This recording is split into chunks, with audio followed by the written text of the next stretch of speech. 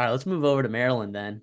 And we did briefly talk about them a little bit and how Billy Edwards absolutely stinks. And I'm going to say that into the camera so everyone knows He's that Maryland. You when might have I'm been just open the video. They just opened the video they and just just opened the Billy Edwards. video, they have no idea what's coming at them. I think Billy Edwards stinks. All right, and you know what's funny is I said that right before the Auburn game, and he absolutely pissed on him.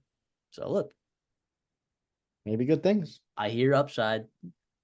I'm just I'm a little concerned that he's pushing MJ Morris for that starting position. Like I thought they brought in MJ Morris because they know that Billy Edwards stinks. Like I know Billy Edwards stinks. Listen, Kevin Sumlin was a guy that started Kyle Allen instead of Kyler Murray, right? And just cost Texas A&M probably another Heisman winning quarterback. Regardless, though, Josh Gaddis ruined Tyler Van Dyke. Josh Gaddis started Cade McNamara Yeah, over that's a, AJ McCarthy. Now, it wasn't his call. I'm sure Harbaugh had a huge play in that. Regardless, though, in terms of actually, like, you're going to miss Talia. I think you're going to. Talia was in as much as, like, Talia turned the ball over, whatever. What, like, he was a really good quarterback Talia in the turned the Big Ten. ball over. He was a whatever, really, whatever people call him. God, yeah. so sorry, Maryland fans. Like, okay, at the end of this video, I promise I'm actually very high on you. I promise if you stick around, just like the video, maybe subscribe. Okay, the win total is kind of looking a little juicy to me. Not gonna lie. So just stick around. All right, I have good stuff. It's MJ Morris, it's consistency, it's how well he learns the offense, which I think took him some time in spring, which is why I think, you saw a guy like Billy Edwards maybe have more success because he was familiar with that offense. But Morris is a talented player, but he's also a good runner of the football to extend some plays as well, Just like like Billy Billy Edwards Edwards. does. Yeah, no, he's good. Oh, no, Billy Edwards is a good athlete. But MJ Morris, I mean, NC State was high on MJ Morris, right? They put him in over a guy like Brendan Armstrong, and then he sat out, and a lot of, it kind of lost that momentum there with MJ Morris. But listen, I think in terms of your ceiling of this team, and if you want to win 7, 8 games at Maryland, MJ Morris is the guy to do it. It's not quite Billy Edwards, right? And I think if MJ Morris comes in and he really takes over in fall camp, I'm going to feel much better about Maryland as I do maybe right now, where it's kind of up in the air and he hasn't quite wowed over that staff and that team. Yeah, everything that I am saying about Maryland, I'm assuming that MJ Morris is playing quarterback. All right. And I'm also praying and I understand the upside with Billy Edwards. I really do. Okay.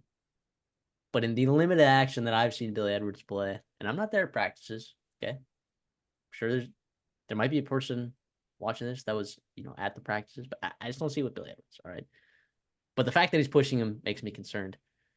Um, the rest of that room is obviously not ready either, right? I mean, those are the two guys, right? It's Billy Edwards or MJ Morris, and I'm hoping it's MJ Morris. I think he's better.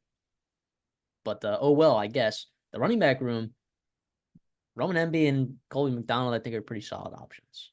I really do. Um, I thought uh, Roman Emby was going to do more for that offense last year. However, I do think Colby McDonald was very effective, and Nolan Ray is also turning heads in spring over there. Like I think that this running back room is pretty solid. I don't think it's anything to worry about. Yeah, I think 3 running backs they like, and Hemby's, yeah, he's very solid. I'm not going to spend too much time in this room because you know a lot about it. Solid players, good depth. That's what you like to see. That's what you want to see. Going in. What is it? Is he year 6 of Mike Locksley? Has it been Yeah. that long? Might be 7. I don't know. But I mean Colby McDonald also too, I'll say he was insanely efficient if you look at the numbers. I will say a lot of his efficiencies came against teams that were not that strong against the run. So it would be, cautious in thinking that Colby McDonald's just going to overtake Roman Hemby. I do think Colby McDonald's a really good football player, and I do think that um, he'll have a chance to make an impact on this offense for sure. Yeah, but that wide receiver group, holy cow, it's a really, really solid group. Yeah. Loxley's done a great job. Gaddis was a former wide receiver coach as well. I mean, you expect them. They've recruited well, right? They developed well. I mean, you lose Deshaun Jones, right? But Ty Felton, Caden Prather, you stop right there. That's a really, really good duo in the Big Ten. Felton, and it's, by the way, complement each other just absolutely so well. Felton, more of your smaller speedster guy, right? Caden Prather, bigger bodied, big possession type catch player down the football field. I like it. And younger kid, Octavian Smith, right? Shalik Knotts, He's been a guy that's standing out in spring. He could be an impact for him. Braden Wazlowski, slot guy for him. Kick return as well. I like Ryan Manning as well coming out of high school. We'll see how much they need him this year. But again, if he's your sixth, seventh guy, you really like that in your room. Yeah, I'm not going to repeat everything you just said because I agree with all of it. In the tight end room, you lose Decious. Uh, I think that's how you say it, Decious. Yeah, Corey Uh, Dyches. I mean, get some young guys in here that I think can do some work. I don't know how they're going to involve Preston Howard into this pass game, but I mean, 19 targets, 13 receptions, 160 yards and a touchdown. I mean, that's as efficient as it gets. Um, there's a tight ends in college football, with the limited target share that he had. Just hope he takes a step there. I don't know. I think he's a good blocker. You know, I don't have a professional opinion on that, but I would say that Preston Howard is going to probably play, you know, most of the snaps. Well, I think Howard and Wade is a really good duo there in terms of what they can do athleticism wise and what they can be, as a receiver. Obviously, Howard's a year older. He can a little bit more experience, a little bit more weight put on him. He can withstand that wear and tear. He can be a little bit better blocker for you. But Howard and Wade, I mean, they flashed as receivers, athleticism. I think you lose a guy like Corey Dyches, right? Obviously, going over to Cal, hope he succeeds there in the ACC. But I think if you're a Maryland fan and you're plugged in that program, I think you've heard a lot of good things about those two guys. And then also Szymanski to be your blocking type or blocking type tight end to help that offensive line, maybe help a couple new tackles that are coming into the Big Ten. But listen, I mean, for losing a guy, Power Five guy like Corey Dyches, right, who is more of a slot receiver, big tight end or big wide receiver type guy, but regardless of what helped you in the passing game, I think you feel pretty good with how well you've recruited and developed and maintained a couple of those younger guys on your in your room. Yeah, when I was want to move over to the offensive line because you did mention the tackles briefly. Like I was listening to someone talk about, like what their practice reports, right, and about like the offensive line and like let me tell you, in spring ball, you can't tell Jack from Jack on the offensive line. You literally have zero clue, right? It is literally all projected. So anyway, if anyone tells you that, oh, in spring, now the spring game's a little bit different. Those are more live reps, but like I don't know. I think it's hard to kind of decipher there, but I'm not very optimistic about this offensive line at all. I'm not. You're relying on a ton of transfers. Yeah. Um, guys that we'll see. I mean, Ba over there comes from Georgia. I think he has a chance to be pretty decent over there at guard. Uh, I just don't think that these guys, all of them, are just immediate like plug and play. And we've talked about the dangers of trying to fix your offensive line in the transfer portal. I mean, are any of these none of these guys started last year? If I'm correct Did I say it right? Well, in terms of on Maryland or for their teams. on Maryland. I mean, like this is a Uh, brand. I don't think, Kyle Long started a little bit. He was not their every down guy, I don't but think. they But they. I mean, that's a lot of snaps. There's zero continuity. They're asking to fix it all in just one spring and one summer in the system. I think this is pretty glaring. This is pretty dangerous. If you ask me, listen, you I know, think the upside in this room, if it clicks, right? If this was a video game and you could just plug in these guys and all of a sudden, it works, I think you feel really good about this room. There's a lot of length, athleticism, talent, NFL guys in that room. The problem is, like you said, continuity, experience, consistency. Those are things that just did not happen overnight. I'm with you. A little bit of concern there. Isaiah Wright, though, was at Rutgers, I think, before Buffalo. He did miss a spring. Again, another guy. I mean, you got to plug and play him probably at left tackle, but he missed spring, right? I mean, you just got to come in and learn the ropes and crash course it in the summer and the fall. Kyle Long, like I said, one of the lone returning guys, at least a Maryland kid. But Kaltenberger, I think they like a lot. He can be stability at that center position.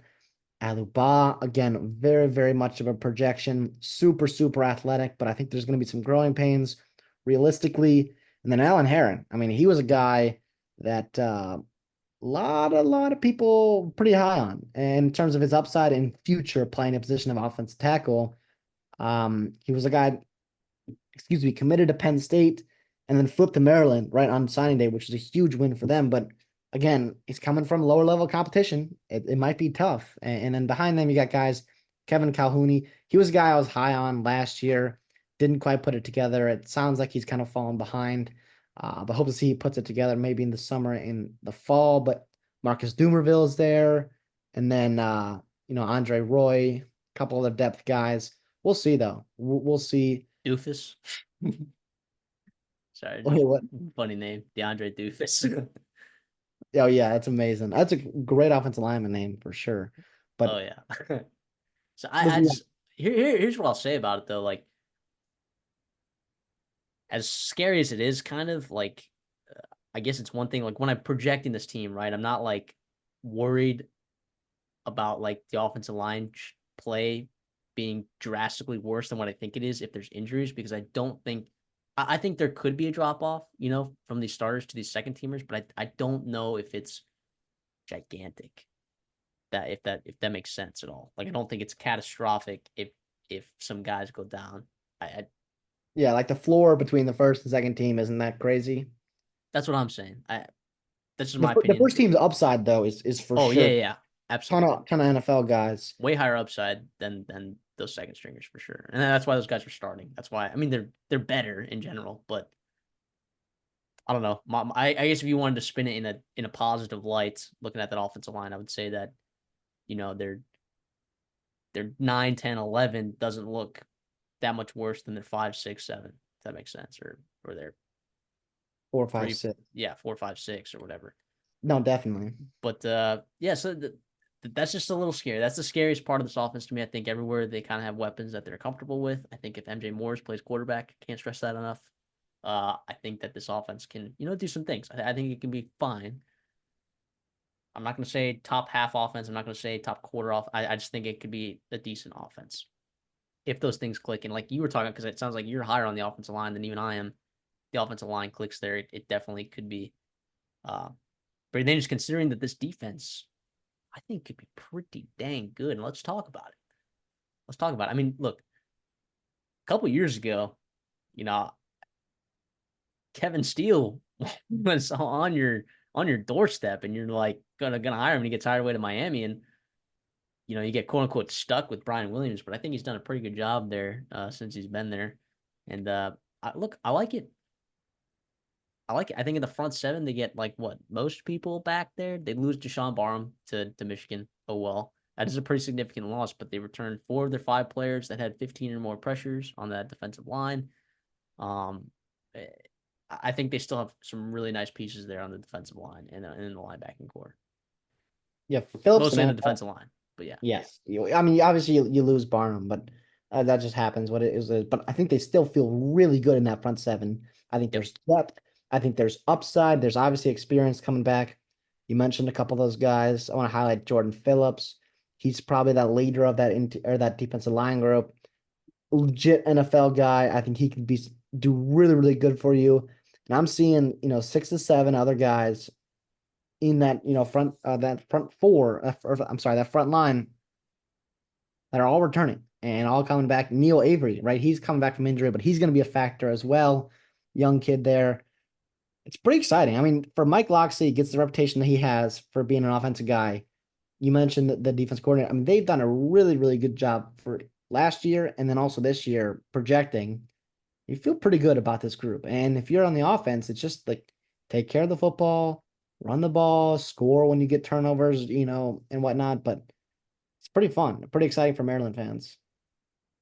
yeah, and to have guys like Hippolyte and Kellen Wyatt at the linebacking spot, have the snaps they've had, and to kind of try to replace Barham, who's a phenomenal linebacker. I mean, obviously he's going over to Michigan. Will probably be like a day 3 guy in the NFL draft, if we're being honest, but still is a really good talent there. I still think they're confident with what they have in the front seven. It looks pretty nice. It looks pretty nice. When I talk about the secondary, that's when more questions happen, right? Like I still think that there's pieces there that are talented, just maybe not as proven as guys like Bo Britt or Jaquan Shepard. or Still, right? Guys that are all gone that were in your secondary that played a lot of snaps. Just from those three guys, you're losing almost 2,000 snaps, Yeah. right? So that is the concern. Um, I do think that there are pieces there though that if you have a really good front seven, can maybe hide or kind of, I guess, coddle, kind of help this secondary, become what it can be down the road this season. Yeah, I think they like Jalen Husky coming over from Bowling Green. There might be an adjustment, but it sounds like he's impressed so far. You love to see the early positive returns on a transfer at a position of need because behind him, you've got a couple question marks, right? You mentioned obviously Still and Shepard are gone. Perry Fisher's a guy that I'm probably going to come in, a former wide receiver, made the transition to cornerback. Obviously took him time to learn that position and really master it, but he was pretty good at the end of the season, especially in that bowl game.